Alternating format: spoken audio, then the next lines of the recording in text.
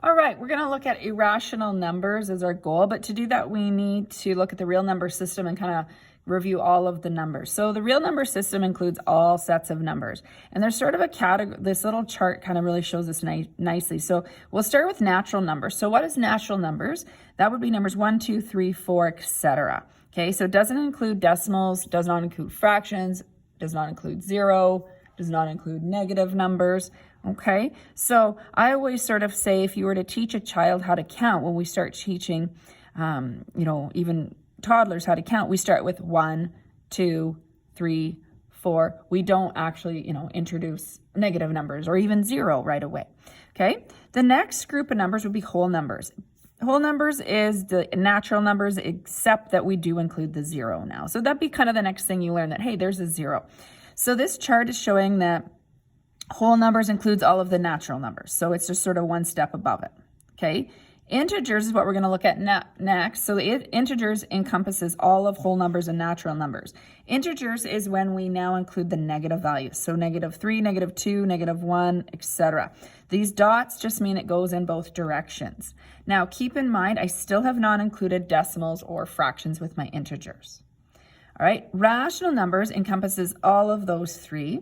What are the rational numbers? Rational numbers includes fractions or decimals that are repeating or terminating. Terminating means that they end.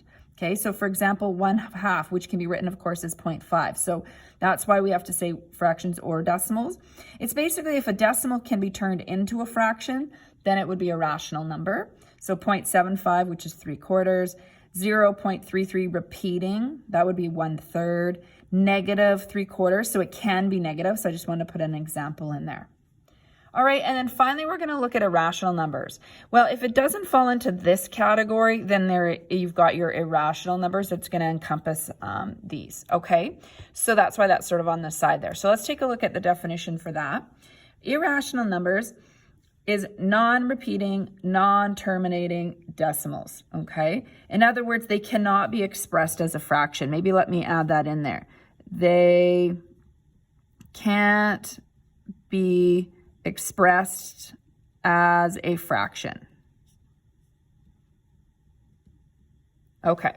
So, for example, radicals, which is what this unit is about. So the square root of 2 is 1.41, but ...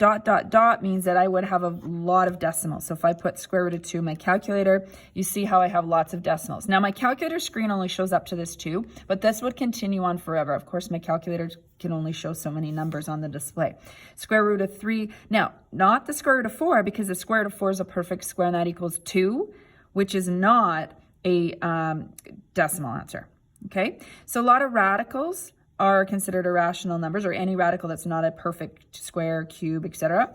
The pi value, okay, so we'll write the pi symbol. That is why we use the pi symbol and not the number 3.14. 3.14 would be the number if it terminates, if you end that number. Okay, so pi represents the number that continues on forever.